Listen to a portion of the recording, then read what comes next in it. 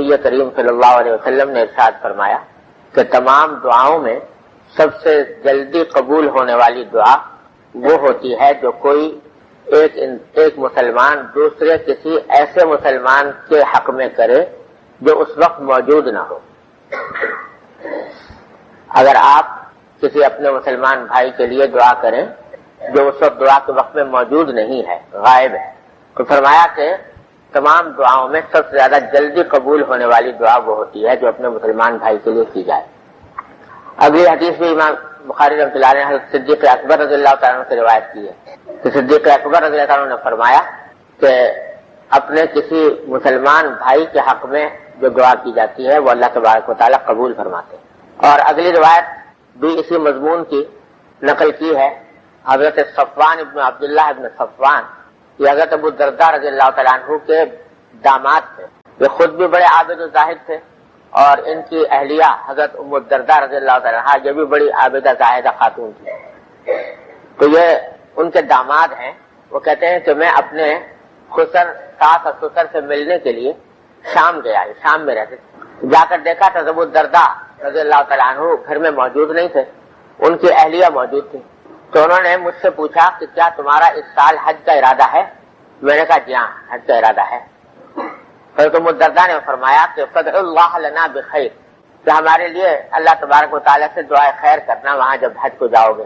پھر حدیث سنائی کہ اس واسطے کہ نبی کریم صلی اللہ علیہ وسلم فرماتے تھے کہ ان دعوت المرء المسلم مستجابۃ لاخیہ بظاہر الغیب عند رأسہ ملک موکل۔ فرماتی ہیں کہ رسول کریم صلی اللہ علیہ وسلم نے فرمایا کہ جب کوئی مسلمان شخص اپنے کسی بھائی کے لیے اس کے پیٹھ پیچھے اس کی غیر موجودگی میں دعا کرتا ہے تو اللہ تبارک و تعالیٰ اس دعا کو قبول فرماتے ہیں۔ اور ساتھ میں یہ بھی فرمایا کہ جب دعا کرنے والا دعا کر رہا ہوتا ہے تو اس کے سر کے پاس ایک فرشتہ اللہ تعالیٰ کی طرف سے مقرر ہو جاتا ہے، اور جب بھی وہ اپنے کسی بھائی کے لیے دعا کرتا ہے کوئی خیر کی کہ اللہ اس کو فلاں چیز عطا فرما،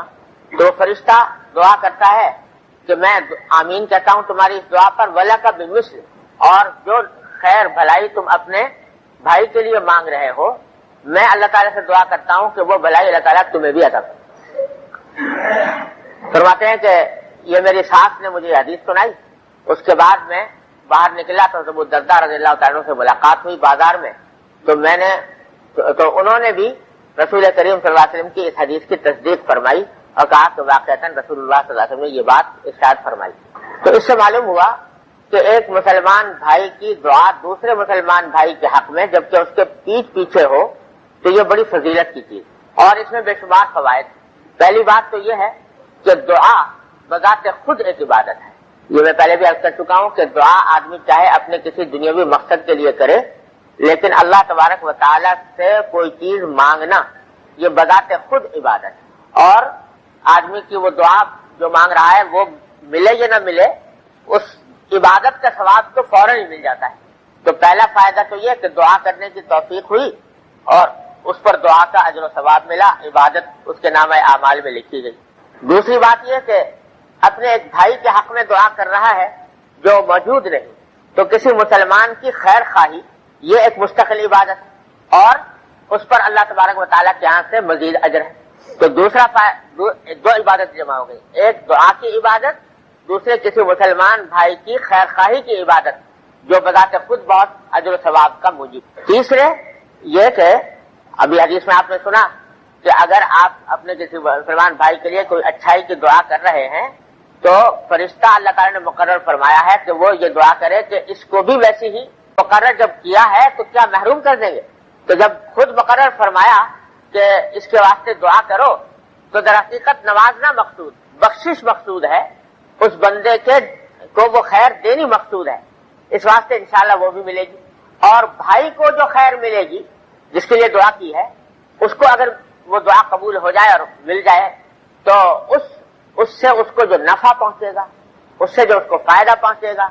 جو کچھ خیرات حاصل ہوں گی اس میں تمہارا بھی حصہ ہوگا۔ لہذا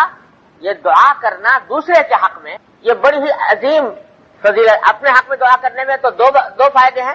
اور دوسرے کے حق میں دعا کرنے کے اندر چار فائدے ہیں، اجر و ثواب، طرح طرح کے اجر و ثواب بھی ہیں اور اس کے فوائد بھی ہیں بڑے عظیم۔ لہذا ہر مسلمان کو چاہیے کہ دوسرے مسلمان کے لیے دعا کیا کرے.